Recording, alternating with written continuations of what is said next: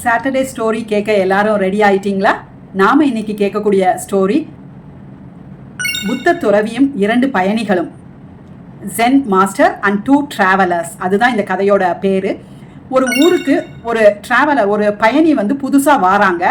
அவங்க அந்த ஊரை பற்றி தெரிஞ்சுக்கணும் அப்படின்னு நினச்சி அந்த ஊரில் இருக்கக்கூடிய ஒரு ஜென் மாஸ்டர்கிட்ட போய் கேட்குறாரு, இந்த ஊரில் இருக்கிற மக்கள்லாம் எப்படிப்பட்டவங்க, அவங்கெல்லாம் எப்படி மற்றவங்கள்ட்ட பழகுவாங்க அப்படின்னு கேட்குறாரு.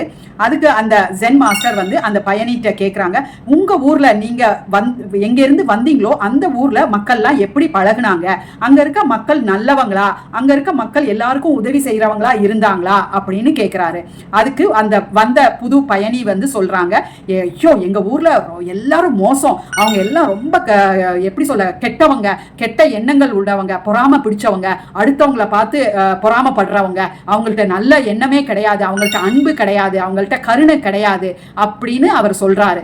அப்போ அந்த ஜென் மாஸ்டர் சொல்றாரு, அப்ப இங்க இருக்கக்கூடிய மக்களும் அதே மாதிரி தான் இருப்பாங்க அப்படின்னு சொல்லி அவரை அனுப்பிடுறாரு. கொஞ்ச நாட்கள் கழிஞ்சு இன்னொரு புது பயணி அந்த ஊருக்கு வாராரு.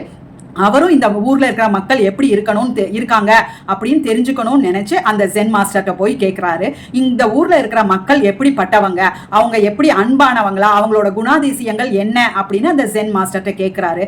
அந்த ஜென் மாஸ்டர் இந்த இரண்டாவது அந்த பயணிட்டையும் அதே கேள்வியை கேட்கிறாரு, உங்களோட அந்த ஊர்ல இருந்த மக்கள் எப்படி இருந்தாங்க, அவங்க உங்ககிட்ட எப்படி நடந்துகிட்டாங்க, அங்க இருந்த மக்களோட குணநலங்கள் எப்படி இருந்துச்சு அப்படின்னு அந்த ஜென் மாஸ்டர் கேட்கிறாரு.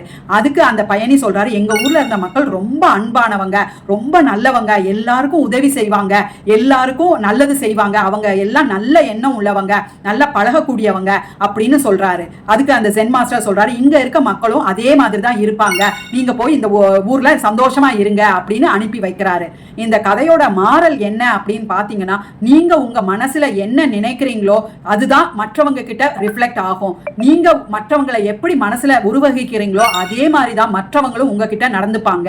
அதைத்தான் இந்த ஸ்டோரியோட மாரல் சொல்லுது. சோ நீங்க மனசுல நல்லது நினைச்சீங்கன்னா உங்ககிட்ட எல்லாரும் நல்ல விதமா நடப்பாங்க. நீங்க உங்க மனசுல கெட்டதா நினைச்சீங்கன்னா மற்றவங்களும் உங்ககிட்ட நடந்துக்கிற விதம் கெடுதலா தான் இருக்கும். இதுதான் இந்த ஸ்டோரியோட மாரல். நன்றி.